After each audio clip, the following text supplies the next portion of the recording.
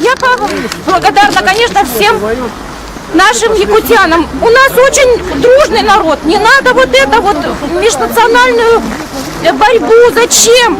Я сама татарка. У меня растет внучатая племянница от матери, от отца якута. У меня растет племянник, мать якутка. Мы все здесь перемешаны. Не надо вот эту вот национальную борьбу. Зачем? Где женщины, мужчины? Не надо, в интернете один появился и начал эту межнациональную борьбу. Зачем? Я здесь 35 лет живу, у меня дети здесь родились, внуки здесь родились. Вытащила вот эту женщину, свое дело, и вот эту женщину в Табаге. Мужчина постоянно домогался до всех девочек в Табаге. Да. Я одна дошла, это моя фамилия Аршинская. Нас опустили в газетах, в интернете, мою семью. Я там и гулящая, и пьющая, да? Подписи собрали жители, но это не жители подписывали, все поддельно, не верите, люди. Сейчас будет суд над этим педофилом, поддержите, пожалуйста. Я 9 лет шла, чтобы его посадить. Человек очень влиятельный. Все двери были закрыты для почти нее. как вот, все равно, что депутата посадить. Да. Помогли. Дочку мою избивали 3 года в школе, все молчали, понимаете, нет? Затравили семью, я не могу уже. Я сейчас с инфарктом. После этой статьи поганой в газете Габышевой, да? Я с инфарктом сюда пришла, я под капельницами постоянно. Люди, поддержите, чтобы не было насилия детей. Моя дочка, это вообще, это ужас, как пострадала от этого педофила. Почему вот Фаина мне очень помогла. Следственный комитет Москвы взял на контроль, чтобы наконец правоохранительные органы начали работать против насилия. Все, с этим пока. Ребенка младшего, я боюсь, что затравят, ему 11 лет. Он боится в школу ходить. Понимаете, поэтому я сюда пришла. Я хочу огромное спасибо сказать. Да. Александру Захаровичу. Да. Он молодец, конечно. Да. Я даже вот не могу сказать, как он нам помог тогда, когда это все случилось.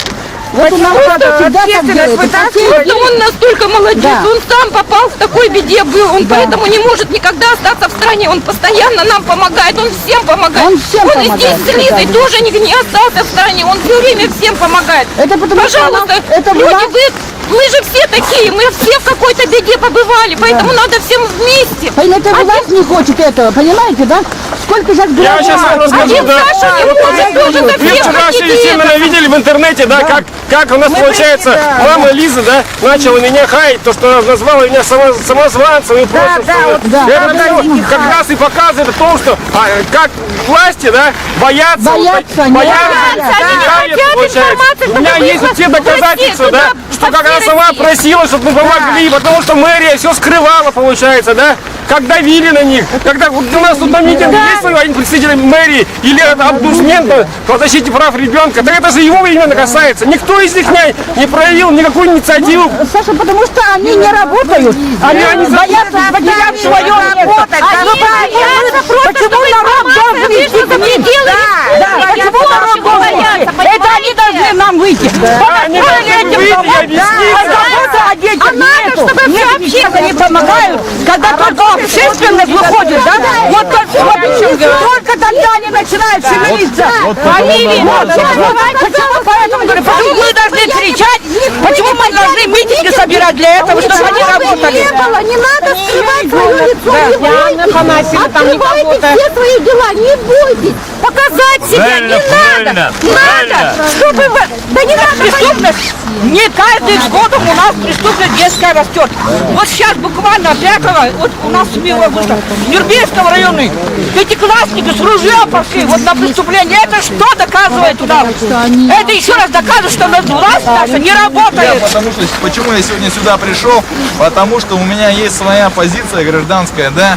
Я вот сюда пришел, потому что я считаю, что у нас эта вот позиция трусливая, которую занимает вот эти вот государственные органы там какие-то, которые говорят, что типа пытаются замалчивать это неправильно. Всем, грубо говоря, плевать, да?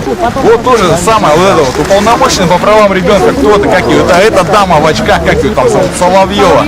Кто она такая, что она сделала? Она ничего не сделала, она сидела и молчала в тряпку, грубо говоря. Вот, а что, извините, если она должна отвечать за права ребенка, извините, там ребенка избили. Ее хотели там вообще чуть не покалечили. первая должна прийти. Да, она должна быть первая. И первая бить колокола во всем. А она молчала в тряпку, грубо говоря, извините. Ну и давайте, может быть, долой такую в шею гнать такого уполномоченного. Кавычка. Вот. Просто, извините, и плюс остальные все чиновники, которые тоже должны за это отвечать, они тоже все молчат тряпку. Там вот это вот управление образования Якутска, Министерство образования республики, все они молчат. Им всем плевать, по сути. Извините, и зачем нам нужны такие люди, а? Они думают, да, все забудется. Конечно, да, один ребенок это не статистика. Но извините, из каждых судеб каждого ребенка делается большая жизнь нашей республики. А этим людям, им плевать по сути. И, извините, если им плевать на нас, давайте плюнем в них в ответку. Если народ плюнет в них, они утонут. Все, спасибо. Так, третье. Привлечь к уголовной ответственности или отправить в спецшколу всех участников расправы над Лизой Андреевой. То есть вот именно в 18 школе что произошло. Четвертый пункт. Стоял, смотрел. Да, и снимал на видео это. Так, четвертый пункт. Принять городскую и республиканскую программу духовно-нравственного воспитания на основе православия и якутской религии. Вот так, пятый пункт. В каждой школе должна быть создана тимуровская команда для помощи старикам и инвалидам. Возраст тимурцев от 10 до 17 лет. Так, шестой пункт. Дети мигрантов или других представителей Кавказа, Средней Азии должны учиться в отдельных школах.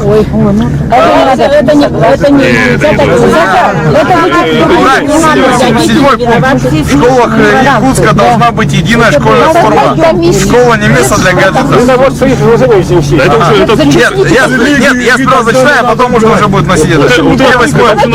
Организовать шествие депутатов Якутской городской думы над школами города Якутска и неблагополучными семьями. Все, 8 пунктов. Хорошо.